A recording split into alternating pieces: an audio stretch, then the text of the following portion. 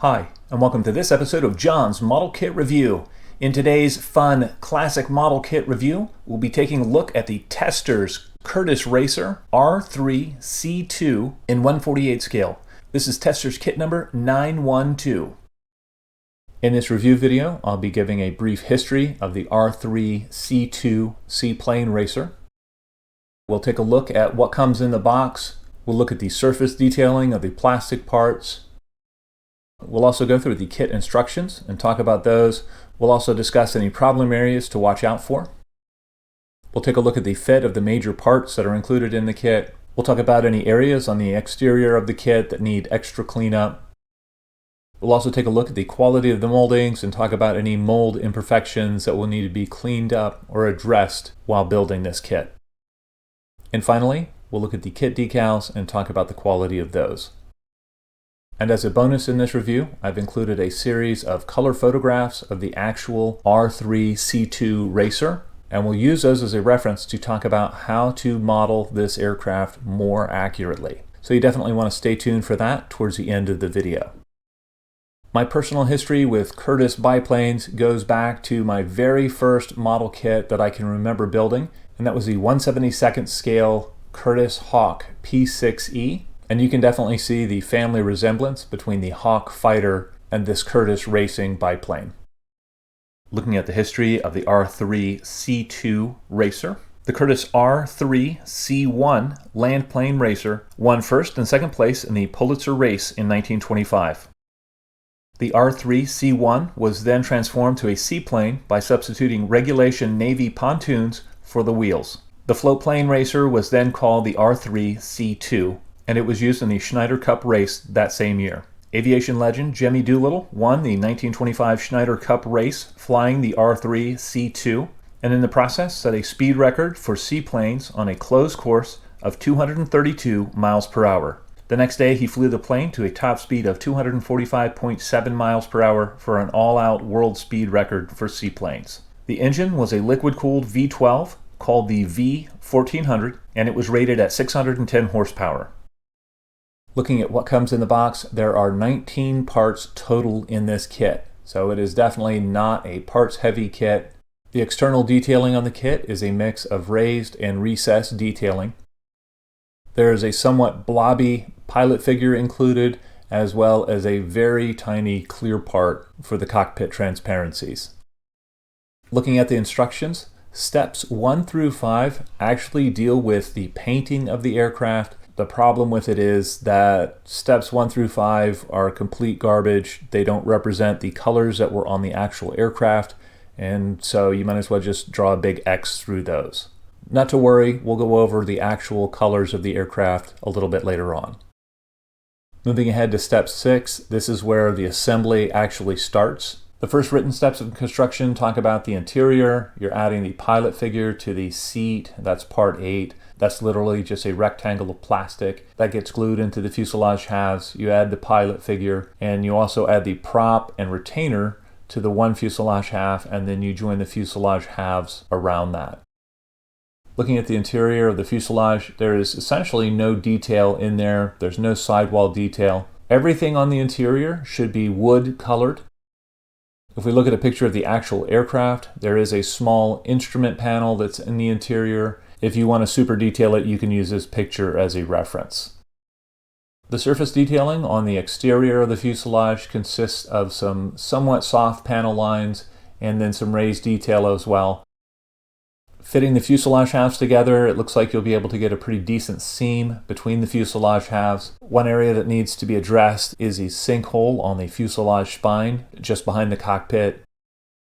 Looking at the underside of the fuselage, there is another sinkhole that will need to be filled, but it looks like we'll be able to get a good seam on the underside of the fuselage as well. Moving on, we're adding the tailplanes to the fuselage and the wings to the fuselage. The tailplanes simply snap into the fuselage halves and then they can be glued from there. I think you should be able to get a pretty good fit on these. Just setting everything together without glue, you can see that the fit overall is pretty decent on the kit. If you're going for ultimate realism, one area that needs to be addressed is where the upper wing joins the fuselage on the leading edge. There is quite a gap here, and that really needs to be filled in and faired in like it was on the actual Racer. Looking at the lower wing, there are some mold glitches in this. There's a sinkhole in the middle, and then there are 2 ejector pin marks. One of these has already been removed in this photo, but you can see the other one. The fit of the lower wing will also take a little bit of tweaking to get it to fit nicely to the fuselage. Moving on, we'll look at attaching the floats to the aircraft. In this photo, you can see the float supports, and those are parts 15 and 14 are labeled. When we look at the actual parts tree, there are no numbers marking which parts are which. However, I noticed that part 15 has a tag beside it that is labeled front. You want to make sure that you get these right before removing these from the sprue. The floats themselves should fit together fine. They are completely smooth on the external surfaces. The final part we'll look at is the transparency. This part is tiny, and it's difficult to see the framing on this, and the instructions don't go over what should be painted what. If we look at this photo, we can see on the transparencies that the only clear panes are the 2 side panes. The top pane is actually painted black on top, and it's actually painted black on the front pane of the windshield where that's joining the upper part of the wing. In this section, we'll take a look at the colors on the actual aircraft.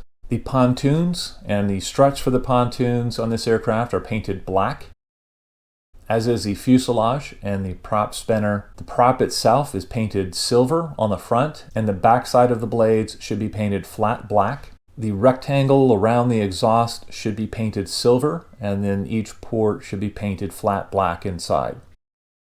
In this photo, we get a very good view of the wings and the unique construction of those. The wings themselves are painted black in the middle where they meet the fuselage, and then there's a section of each wing that is actually covered with copper sheet, and that has silver metal ribbing on that. And then once you get to the ailerons and the wingtips themselves should be painted gold. Looking at the vertical tail, the front should be painted black. The rudder itself should be the blue, white, and red. The elevators themselves are black with gold moving portions. The decals that are included in this kit only cover the national markings, and so you're going to need some additional decals. Those include the U.S. Army stencils for the vertical tail, and then the race number for the sides of the aircraft. In this case, it's the number 3. Looking at the rigging of the aircraft, this diagram shows some rigging. It's not entirely clear where all the rigging goes. So I've included this photograph as a reference for how to rig the airplane. You'll also note in this photograph that there is a pitot tube on the upper port wing that you could add if you're going for realism. In conclusion, well, this is definitely a kit from a bygone era. It's got a very low parts count. It's somewhat simplistic as far as detail goes. It has some features on it that are kind of silly, like the raised national insignia on the wing surfaces. The decals that are included aren't really complete, and the instructions could certainly be better. The way I see it, you could definitely go 2 different directions with this kit. Given the low parts count, this would make an excellent first biplane kit for a younger modeler or a modeler just getting into the hobby. And someone who isn't super obsessed with the details could really have an enjoyable time building this simple kit. However, I also think this kit would be a fun kit to super detail and to really try to make a serious model out of it. I think the Curtis R3C-2 Racer was a historically significant aircraft, and this kit actually provides a good starting point if you wanted to make a more accurate replica of that aircraft. As it is, it's the only model kit in 1/48 scale of this aircraft. And I think with a little bit of research and a little bit of modeling skill, this would be a fun project for a more experienced modeler. Well, I'd love to know what you guys think. If any of you out there have built the Curtis Racer R3C-2, please feel free to comment in the comment section below. As always, I hope you found this video entertaining and informative. And until next time, model on.